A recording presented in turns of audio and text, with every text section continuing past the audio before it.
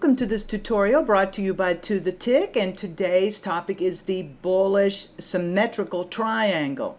Now, symmetrical triangles are one of the few price patterns in technical analysis that can be considered bullish, bearish, or neutral. Typically, triangles can be seen as trend continuation patterns, but they also can be setups for reversals. Today, we will focus on recognizing the symmetrical triangle, what does it look like, and then how to trade the trend continuation setup. Now, this image represents a symmetrical triangle attached to a pole. It is considered bullish or bearish, defined by the pole direction. The triangle itself would be considered neutral without that pole to highlight the trend direction.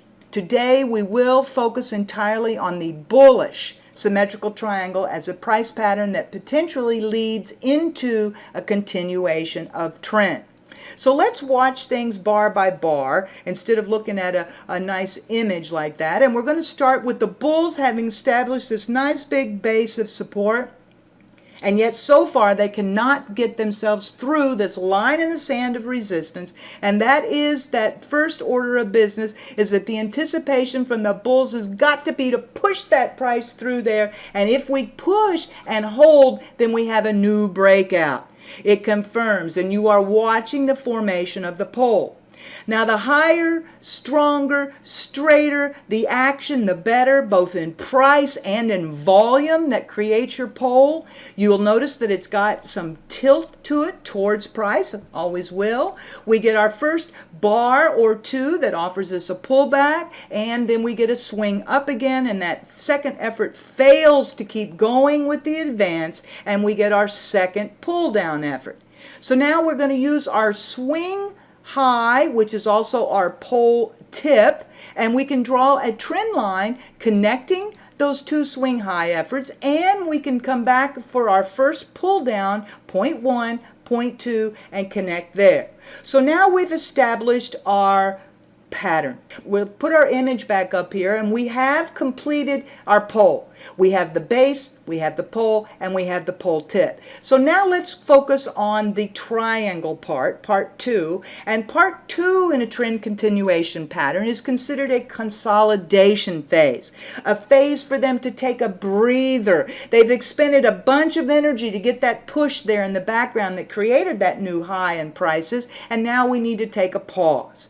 Now, to be a pause during a symmetrical triangle, you'll notice the shape of your triangle. First of all, notice that the image that I brought over, it's not filling in the same way your trend lines are. Doesn't matter. It's about the structure. Is the structure holding true? So what is that structure? Well, we have highs, we have lower highs. We have a low for support, and we have higher levels of support. So again, we are converging trend lines, which means that each one of these lines is converging or inclining towards each other, and what it's doing is range bound your prices, and it gets tighter and tighter, and it's squeezing. Some people call this a coil, and it squeezes to what's called an apex. Now, to be a trend continuation pattern, we don't want them to stay in this triangle phase very long. We want them to get in here, consolidate prices, show us the range-bound action, and as aggressive traders looking for this trend to have established that the bulls are really in control, you can start taking your trades based off this lower support line. Stop placement will be whatever your risk level is underneath, and yet the whole concept here is once they're holding that higher lows, make them keep hanging on to that pattern. Now, expectation is we're going to keep running our head into that resistance line. To be a good trend continuation pattern from a symmetrical triangle, we want to only see them work 50 to 75% max of this structure before we get on with it. And we're looking for a new breakout on that upper resistance line. So first target, again, first order of business, they've got to push through that resistance. Same way they had to do it down here. We want to see a new surge in volume and a new surge in price. We're going to watch our pattern continue to unfold, and then we're actually going to get to set some targets based off the structure of the actual triangle. What about it? We can take our swing high, which is also our pole tip, swing high, and our first pullback creates the swing low. Now that is the widest part of your triangle, and you're going to take that measured move, we can actually measure it, swing high to swing low, measured move, and we're going to add it to the resistance line where we're hoping to get a new breakout. That is a more conservative target.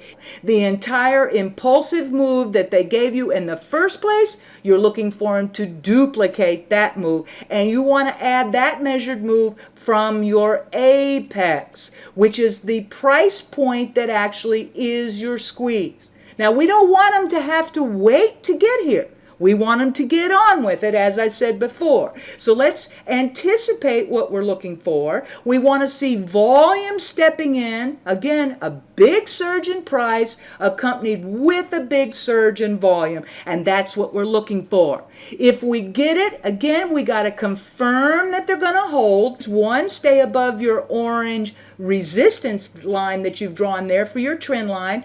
2, wait for a bar to close above that resistance line. Or 3, wait for them to clear the resistance that established that number in the first place. One of those 3 options, trader's choice. And again, you'll see that you're gone from a point 1, which is the creation of your pole, part 2, which is your consolidation and your triangle, and then part 3 of this is now you've got a bullish continuation, beautiful looking pattern. Bullish symmetrical triangle, and again, the first thing we want to see and the most important characteristic is the pole. We need to see a thrust in volume and in price. Then we need to see the consolidation, often very little in the way of a pullback in price. It's a pause, it feels like a breather. Lower highs, higher lows, converging support and resistance lines.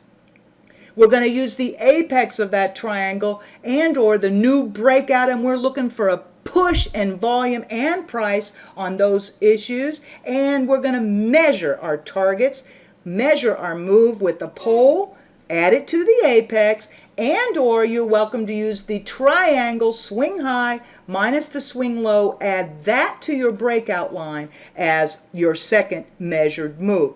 On the website, I will have the text as well as the chart samples and the videos to thetick.com/edu. Please come and subscribe, and I'll see you again soon.